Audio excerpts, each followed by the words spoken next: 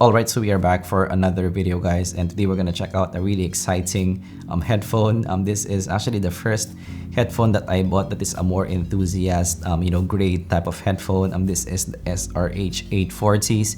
So this is maybe around 10 years old now. So I actually haven't listened to this for a long time.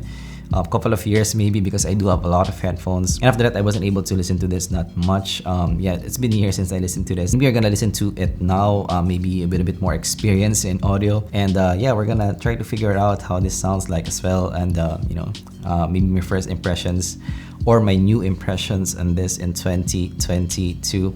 So I'm looking at the build quality in this. As you guys can see, this is a 10-year-old headphone. This is really scuffed up now. So we're getting that leather trims at the top, which is not leather anymore. So the leather almost faded away. Pads as well. So before you have that leather pads, but now it's like a velour pad now. So no leather whatsoever, and actually you're still getting that nice Shure logo in the side. Still quite clean for me in the overall look. So actually the plastics and stuff like that kind of aged well for me, so that's really cool.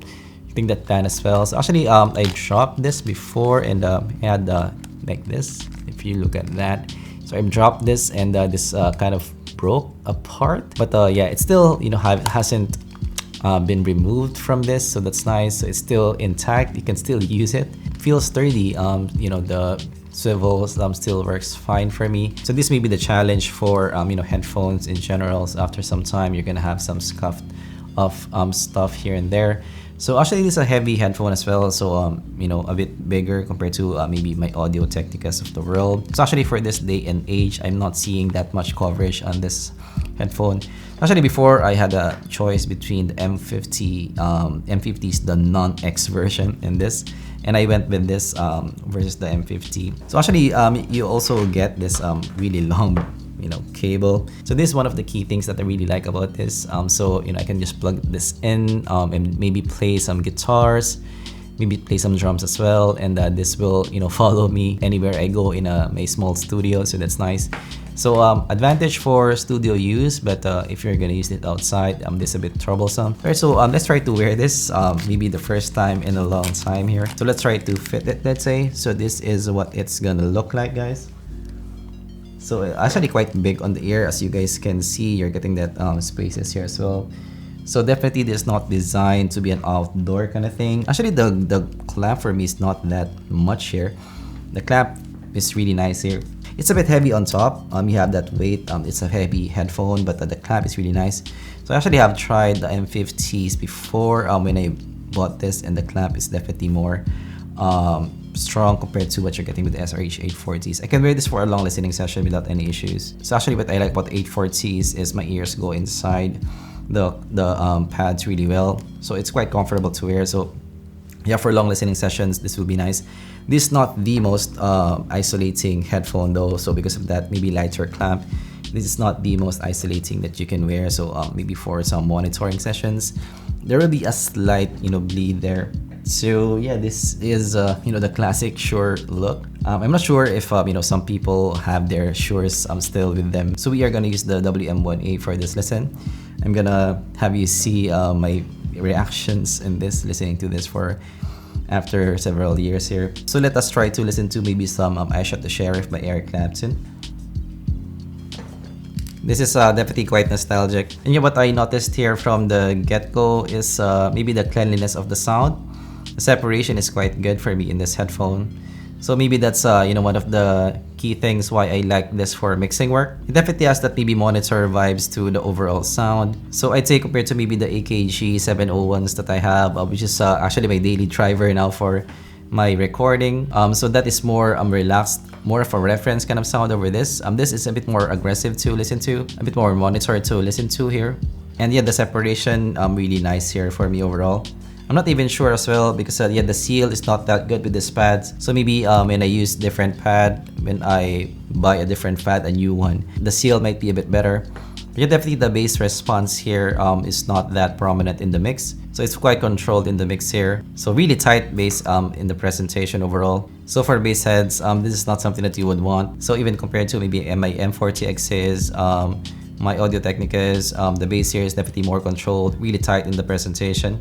Quite surprising here overall. But yeah, what I really like about this is the clarity in the vocals. So it's quite aggressive of a presentation for me on the ear. But yeah, the guitars is definitely front and center in the mix here. The guitars quite fast, not the fastest, but has a bit of speed there and really tight in presentation. And yeah, it's quite clean in the presentation as well. So this is definitely not a fun type of listen to the ear. Yeah, for mixing work, monitoring work, this is something that you can use. Yeah, maybe the closest IM that I can think of is maybe the SSRs here. So that kind of listen to the ear for me. So actually for some people, you might find the bass here lacking for you. So the bass here is that tight for me of a listen. So actually maybe this reminds me as well of a Bayer dynamic kind of sound as well. So you have that monitor Bayer dynamic kind of sound. But I would say maybe the Bayer dynamic still gonna have more extension on top. Let's try another track, maybe some Dream Theater visuals. It's actually surprising for me that this is the types of headphones that I'm listening to back then. Because yeah, I think for some people, you might find this actually boring to listen to. I do think because there's not that much bass at the bottom. It's quite clean in the presentation. And it's a bit more aggressive.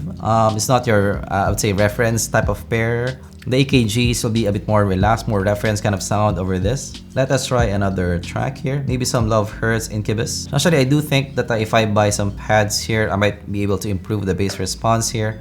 So maybe, the pads here is like a velour pad now. Yeah, but actually what I really like about this is maybe it has that open vibe to the overall sound because of that separation and cleanliness in the sound. You have that maybe open kind of sound here on the ear. It's not, the soundstage is not super big, but because of that kind of presentation, you have that open vibe to the overall sound here. Yeah, here for the acoustic guitars, the sensitivity is really nice here. So the liveliness is really nice.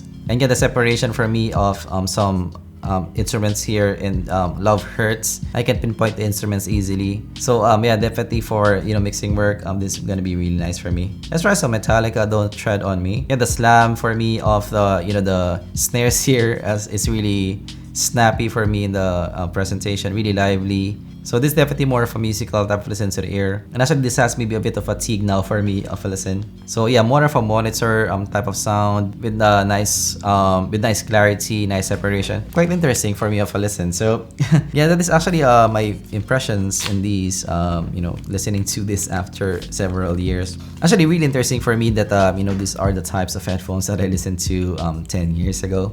Because this is more of an enthusiast type of listen to the ear for me. Not that much bass. Has that monitor type of vibe to the sound, has that cleanliness in the overall sound. It's not gonna be your fun type of listen. It can be boring for some people, but it's quite surprising that these are the types of headphones that I'm listening to back then. Of course, if you enjoyed the video, let me know down in the comments below. Do you want me to check out other headphones? I do have a headphone collection as well, so I haven't reviewed some of them. Actually, some of them are quite bogging down. Some of them are kind of faux leather build quality, so if I review them, they might not look as good, but let me know if you're interested in things like this. I have the second headphone that I bought, which is the Grados SR60s. So we might check that one out. Also the Audio Technica ES7s as well. So that is my third headphone. So we can do maybe a chronological kind of thing. That's really interesting for you. Of course, let me know down in the comments below if these content are really interesting for you.